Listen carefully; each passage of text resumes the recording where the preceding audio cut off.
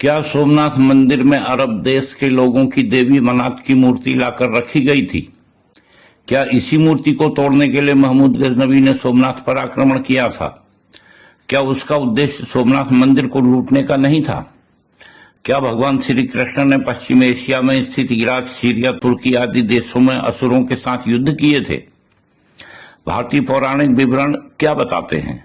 क्या इनकी पुष्टि पश्चिम एशिया के तथाकथित ऐतिहासिक स्रोतों से भी होती है? भारतीय इतिहास के सबसे बड़े रहस्य से पर्दा बस उठने ही वाला है। कृपया चैनल पर अंत तक बने रहें। नमस्कार। ट्रू हिस्ट्री ऑफ भारत अर्थात भारतवर्ष का वास्तविक इतिहास नामक इस YouTube चैनल पर आपका स्वागत है। मुख्य विषय को शुरू करने से पहले विषय की कुछ पृष्ठभूमि जानना आवश्यक है। अब्राहमिक संप्रदायों के उदय से पूर्व अरब प्रायद्वीप में 3 प्रमुख देवियों की पूजा की जाती थी। इनके नाम हैं अल्लात, अल उज्जा व मनात। अरबों की इन 3 देवियों की उत्पत्ति सुमेर की सभ्यता में मानी जाती है। सुमेर सभ्यता के वैदिक संबंधों की चर्चा हम पिछले व्याख्यानों में कर चुके हैं।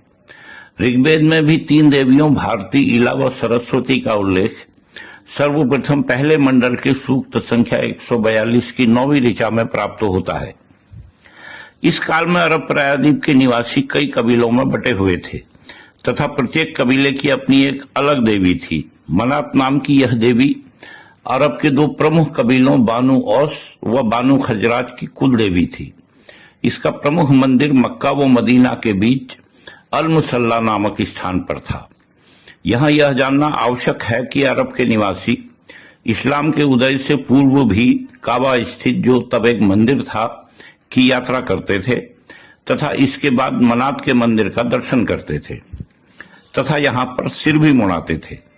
इसके बिना उनकी काबा की यात्रा पूर्ण नहीं मानी जाती थी। मोहम्मदवाद की स्थापना के बाद जब काबा के मंदिर का विध्वंस किया गया तो मंदिर में स्थापित सभी मूर्तियों को भी नष्ट कर दिया गया। ठीक इसी घटना के समय इतिहास के उस सबसे बड़े झूठ की बुनियाद रखी गई जो आज तक हिंदू जाति को मूर्ख बना रही है।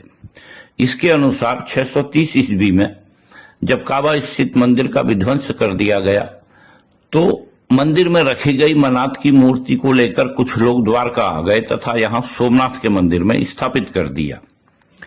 इसी मूर्ति का विध्वंस करने के लिए महमूद गजनवी ने सोमनाथ पर आक्रमण किया था। सबसे पहले महमूद गजनवी के दरबारी कवि फारूक सिस्तानी ने बताया था कि सोमनाथ के मंदिर में काबा से मनात की मूर्ति लाकर रखी गई थी। इस सिस्तानी के बारे में यह दावा किया जाता है कि यह महमूद गजनवी के साथ पवित्र सोमनाथ का विध्वंस करने भारत आया था। एक दूसरा विवरण खोंदा मीर नामक फारसी इतिहासकार ने अपनी पुस्तक हबीबुस सियार में दिया है।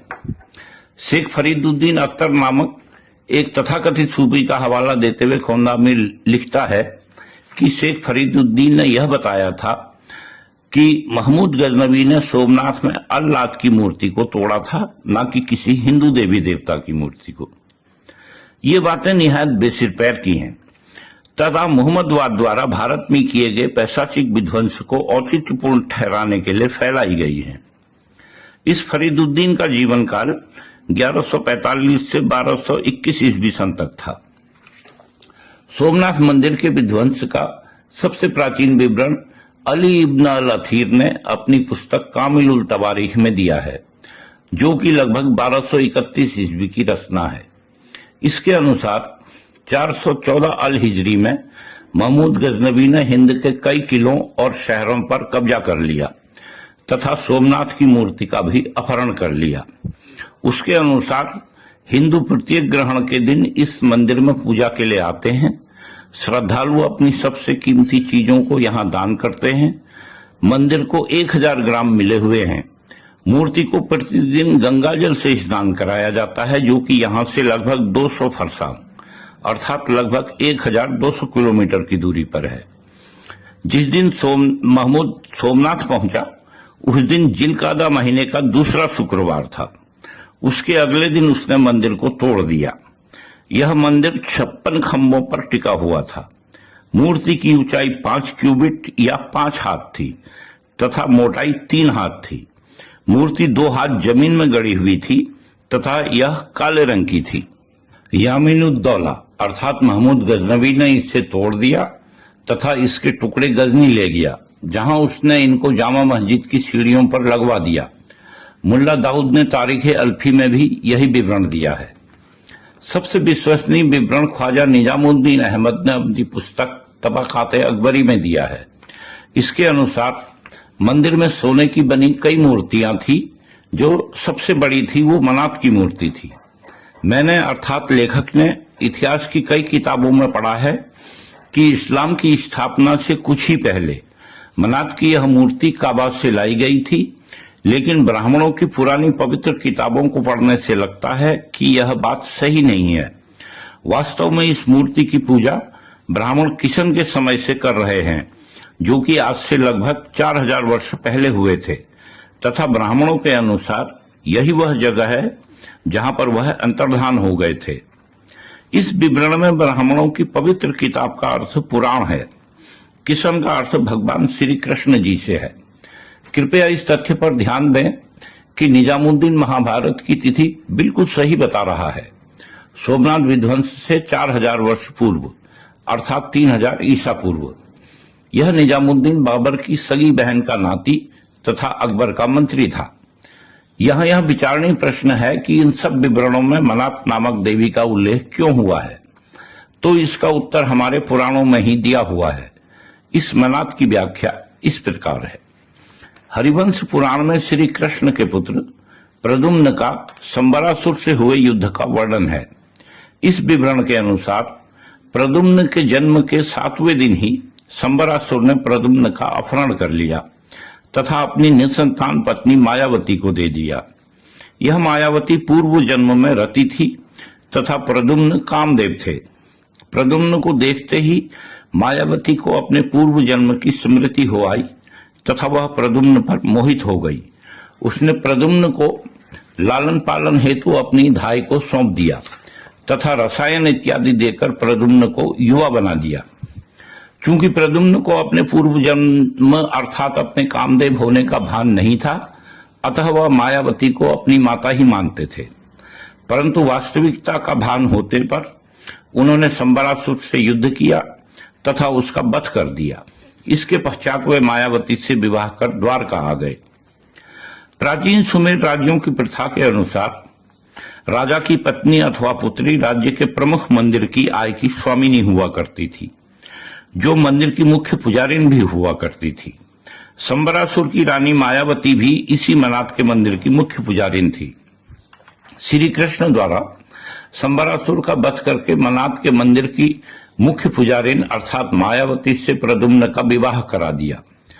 जब वह सुमेर राज्य से द्वारका आई तो अपने साथ अपने इष्ट देव चंद्रमाया सोम की मूर्ति भी साथ लाई। इस प्रकार की परंपरा की पुष्टि बाइबल से भी होती है। बाइबल के अनुसार इसहाक का पुत्र याकूब या जैकब भी जब अपने विवाह हेतु अपने ननिहाल गया तथा अपने मामा की 2 पुत्रियों लिया व राहेल से विवाह करके लौटा, तब इजराइल वापस आते समय राहेल अपने देवी देवताओं की मूर्तियां अपने साथ ले आई। यह स्वाभाविक है कि चंद्रमा के साथ अन्य मूर्तियां भी उसके राज्य के मंदिर में अवश्य ही रही होंगी, जिनमें मनात की मूर्ति भी निश्चय ही रही होगी। अब यहाँ मनात शब्द की उत्पत्ति पर विचार करना आवश्यक हो जाता है। जैसा कि हम जान चुके हैं, पर विचार करना आवश्यक हो जाता है। यहाँ यह तथ्य महत्वपूर्ण है कि मनात का प्राचीन अरबी नाम मैनावत है। मैनावत शब्द पुल्लिंग होने या पुल्लिंग प्रतीत होने के कारण पुराणों के संपादकों द्वारा इसे मैनावती या मायावती कर दिया गया है। यह मायावती शब्द गीता प्रेस गोरखपुर द्वारा प्रकाशित हरिवंश पुराण में दिया हुआ है।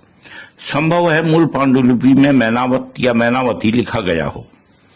इस मायावती द्वारा द्वारका राज्य की रानी बनने के बाद चंद्रमाया सोम तथा मनात का मंदिर अवश्य ही द्वारका में स्थापित किया गया होगा। इसी कारण यह जनश्रुति की परंपरा चली आई है। इससे यह स्पष्ट होता है कि द्वारका में मनात की मूर्ति नहीं लाई गई थी, वरन सोम या चंद्रमा के मंदिर की मुख्य पुजारिन अथवा हेड प्रीस्टेस को ब्याह कर लाया गया था। इससे भी अधिक महत्वपूर्ण बात यह है कि प्रद्युम्न का संबरासुर से युद्ध वर्तमान इराक देश में हुआ था, न कि सऊदी अरब स्थित मक्का या मदीना में। यह मायावती सुमेर स्थित उर अथवा निप्पुर की रानी थी। यहाँ पर सऊदी अरब स्थित मनात के मंदिर का उल्लेख करना आवश्यक है। इस्लाम के संस्थापक मोहम्मद साहब ने अपने कमांडर साद बिन जैद अल असाली को 20 घुड़सवारों के साथ अल मसाल्ला स्थित मनात के मंदिर को नष्ट करने भेजा। यहाँ पर आक्रमण के समय मंदिर में एक काले रंग की स्त्री, जिसके बाल खुले हुए थे, जो दांत किटकिटा रही थी तथा कर्कश आवाज में चिल्ला रही थी, निर्वस्त्र होकर छाती पीटती हुई प्रकट हुई। साद बिन जैद ने तुरंत ही उसका वध कर दिया। इस घटना की तुलना श्री कृष्ण द्वारा शोणितपुर अर्थात वर्तमान जॉर्डन देश स्थित पेट्रा में बाणासुर के साथ हुए संग्राम के समय घटी एक घटना से कर सकते हैं। यह युद्ध बाणासुर द्वारा प्रद्युम्न के पुत्र अनिरुद्ध को बाणासुर द्वारा बंदी बना लिए जाने के कारण हुआ था। इस युद्ध में श्री कृष्ण से युद्ध करने कुमार कार्तिकेय स्वयं उपस्थित हुए। जब कार्तिकेय को मारने हेतु श्री कृष्ण ने सुदर्शन चक्र उठाया तो भगवती देवी कोटवी कुमार कार्तिकेय की रक्षा करने स्वयं उपस्थित हुई। उस समय वह निर्वस्त्र थी।